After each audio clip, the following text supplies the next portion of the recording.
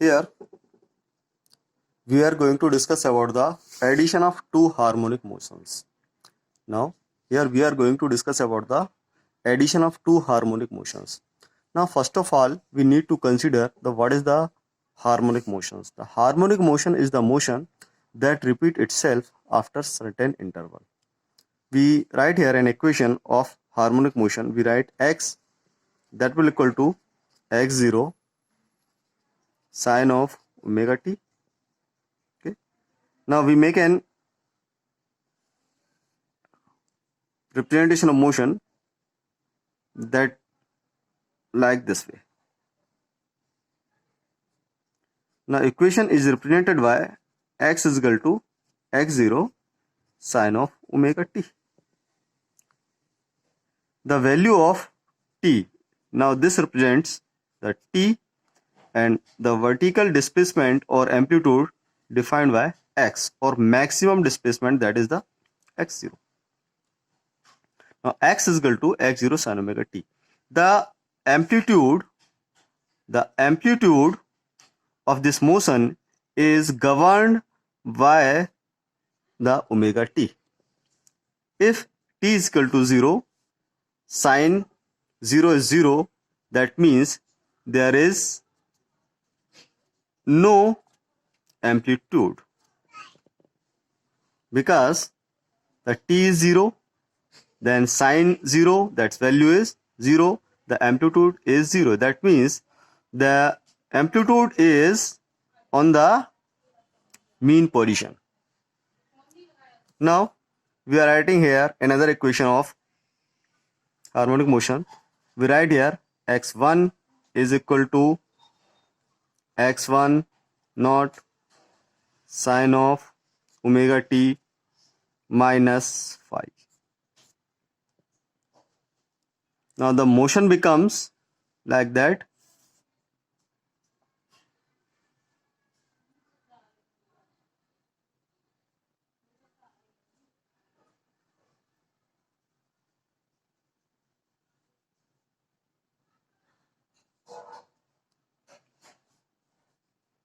This is x t, x is equal to x10 sine of omega t minus phi.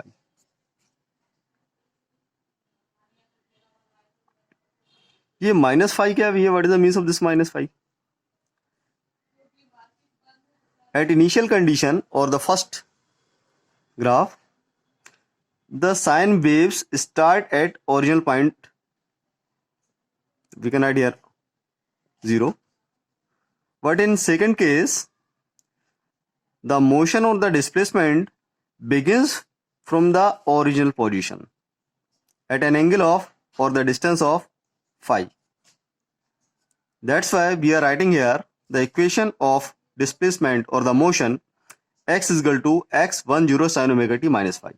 Minus phi represents the motion or displacement begins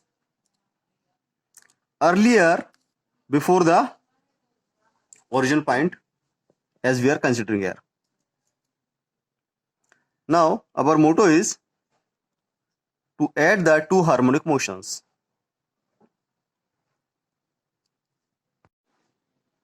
Now here we take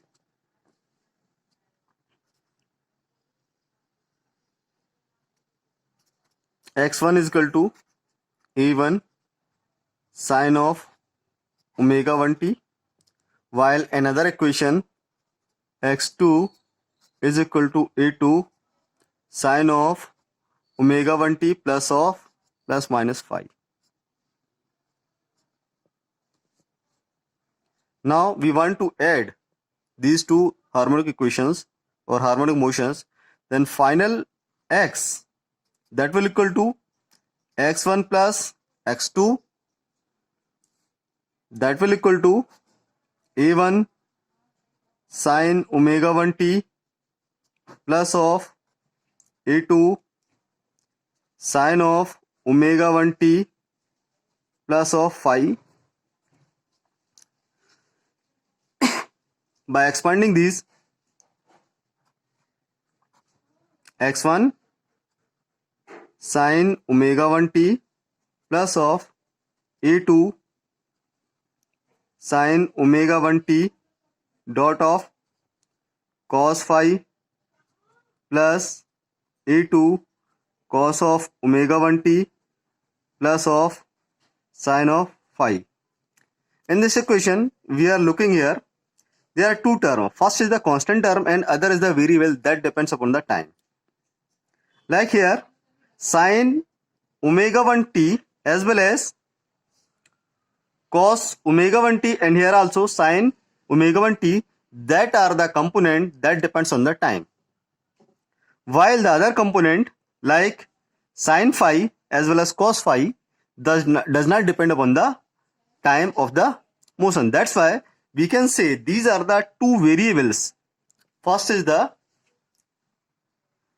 sin omega 1t, that is the variable that depends on the time, while cos omega t as well as the cos phi as well as the sin phi, that are the rippling factor. Now we are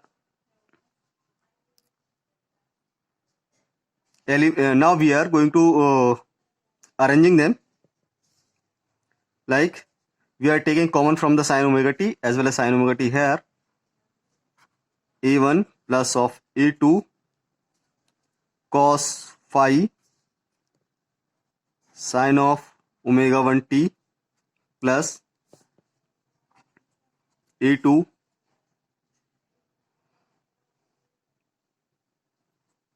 sin phi cos of omega 1t. Now this equation represents the summation of the two previous harmonics, and that one is known as the rippling factor or rippling term. a1 plus a2 cos phi and a2 sin phi, these are the responsible for the rippling of the motions. Now to solve these, we are writing here an arbitrary equation. a1 plus a2 cos phi, these are the constant term that will here are cos theta, and we write here another equation a2 sin phi, that will equal to r sin of theta. Now we replace this term in the previous one equation. Now x, that is the resultant of the motion. Now a1 plus a2 cos phi, that is replaced by r cos of theta sin omega 1t. Here also a2 sin phi is also replaced by r sin theta.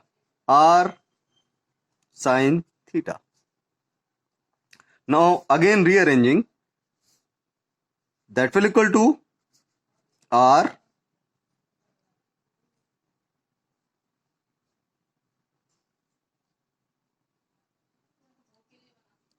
into cos of omega 1t.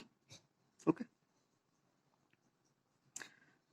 Now rearranging them again, the r is common and this is an equation. The r cos theta dot sin omega 1t plus r sin theta dot cos omega 1t, that is also represents the equation of an harmonic motion. That's why we can write here r sin omega t plus of phi. Now there are two unknowns. First one is the r and another is the theta. These are the unknowns. These represents the measurement or the deflection or the phase difference from these previous equations. Now to find the value of r, we square these two equations and adding them.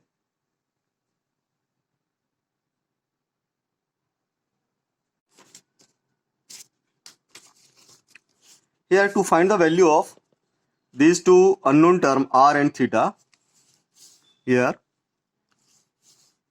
we square and add these two equations. Now equation as are r cos phi is equal to a1 plus a2 cos phi. Sorry, this becomes theta. Then another equation is r sin theta. R sin theta, that will equal to a2 sin of phi. We square and add. Then we get r square is equal to a1 plus a2 cos phi square plus a2 sin phi square.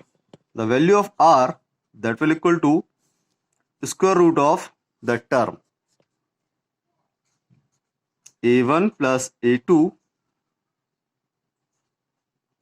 cos phi square plus of a2 sin phi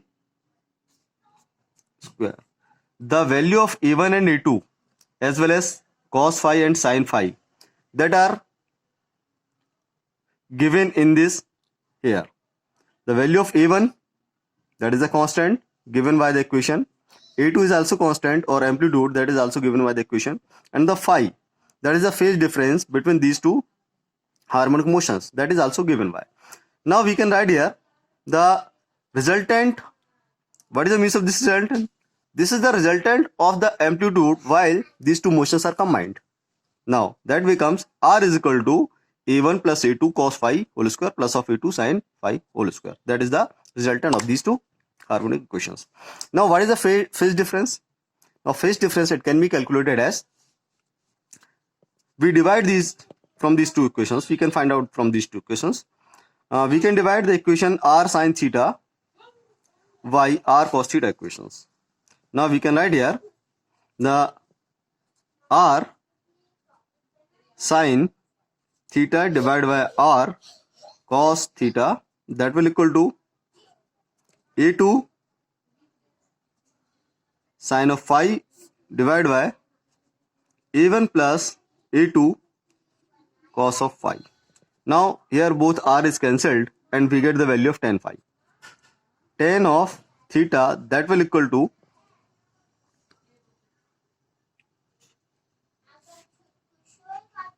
a2 sin phi oblique a1 plus a2 cos of phi. Now we get the value of theta. Now substituting these two values in this equation, we get the value of r. This is the value of r. We get the value of theta from here. Now that's why we get the complete addition of these two equations.